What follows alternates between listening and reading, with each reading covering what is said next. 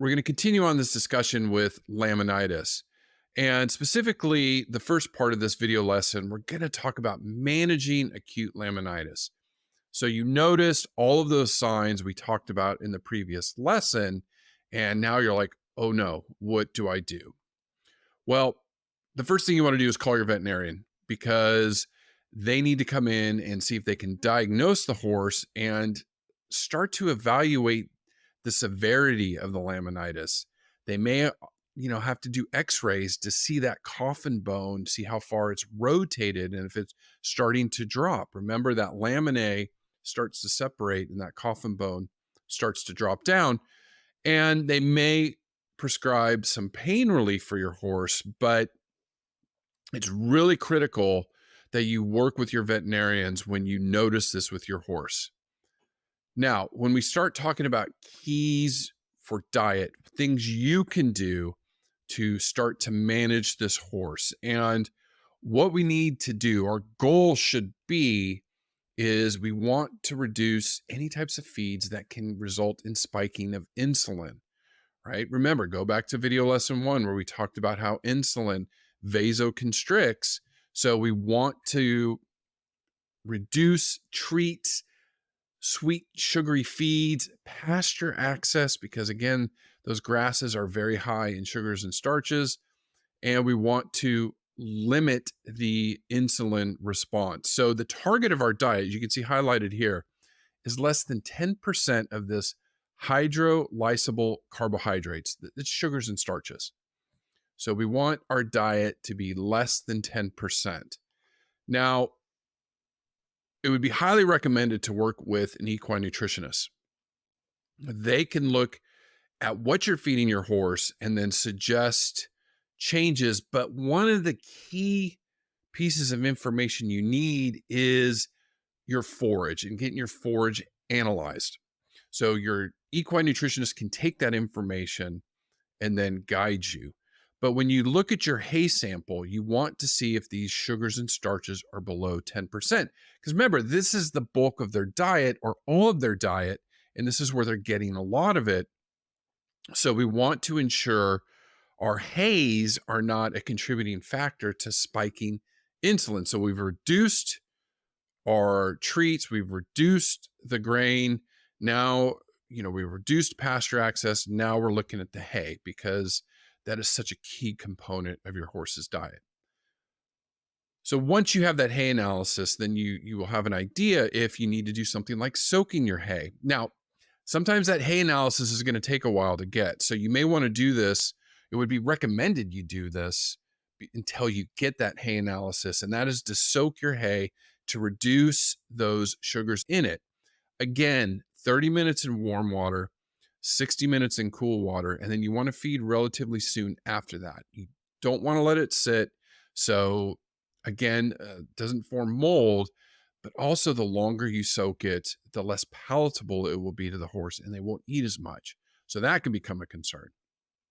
So if you soak it 30 minutes in warm, 60 minutes in cold, and then feed it relatively soon after that, your horse should be good to go until you get that hay analysis and then work with your equine nutritionist.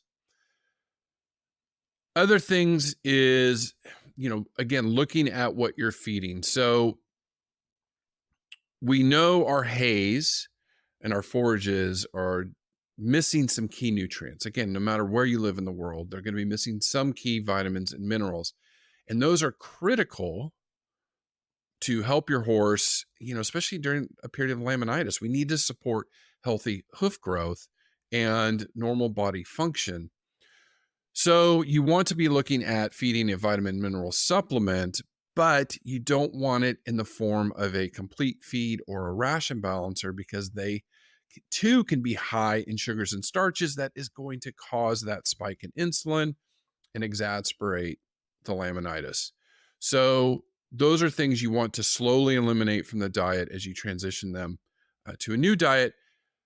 Also avoid any feeds that have molasses in it or grains because that is a source of sugars and starches.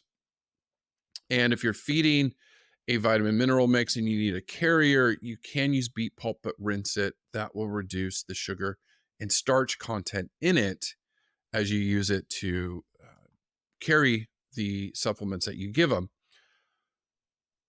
Now, there are some other supplements on the market that will help support healthy hoof growth. So, a couple examples. Giagulin, that helps support blood flow to the hooves of the horse. So, that could be something you could add to the diet. Now, if you're concerned about pain, carnitine, you could add to the diet as well. Again, that carrier, if you use beet pulp, can be added. That will help reduce some of that neuropathic pain that the horse may be feeling. Again, this is a very painful condition for them. So we want to support them through the healing period to ensure they don't damage themselves further. So that leads into management considerations for acute laminitis. So you can see the two keys here: limit movement during this acute stage when they're really painful, and then work with your farrier. So first one, with stall rest, deep bedding, so it's not so ouchy for them. Allow some turnout because they need to get that blood pumping to those hooves. You don't want to worsen the condition, but again, away from other horses, keep them calm, any stimulus. So it's just everything's calm through this healing period. Then again, you want to work with your farrier. They need to be trimming those feet, and you're going to be going from the hoof wall supporting the weight of the horse to the sole frog and digital cushion supporting the weight of the horse, because that hoof wall is where, again, that laminae are starting to weaken, and we need to support healing. So we need to take the pressure off. And again, so that's why the horse needs to be deep bedding and calm, but needs to walk. So that's important. And then now we're going to transition to how do we prevent laminitis recurrence. So once the horse recovers, now we have to go, okay, how can we prevent this from happening again? So here's some key things to think about. One is we want to feed these diets low in these carbohydrates that are starch and sugars. We want diets that are low in that so we don't get that insulin spike again to cause this to happen again. So forage-based diets that are low starch, low sugar hays. So those are more mature hays. But again, you need that hay analysis because that is key to this. Now we need a balanced diet to support hoof growth and keep these hooves strong. So what are we looking at? We're looking at amino acids. So that's the protein content of the feed because that's critical for keratin growth. Biotin, that is important for healthy hooves. So you can see feed at least 20 milligrams per day for your standard 500 kilogram, 1,100 pound horse. We need minerals. Remember, if we go back to all the video lessons we've covered, we've seen analysis after analysis where these forages are low in things like zinc or copper. And we want to be sure that the horse is getting the proper vitamins and minerals in its diet to support healthy hooves.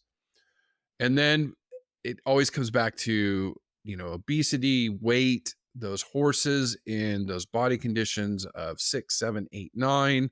That's where we see a lot of laminitis.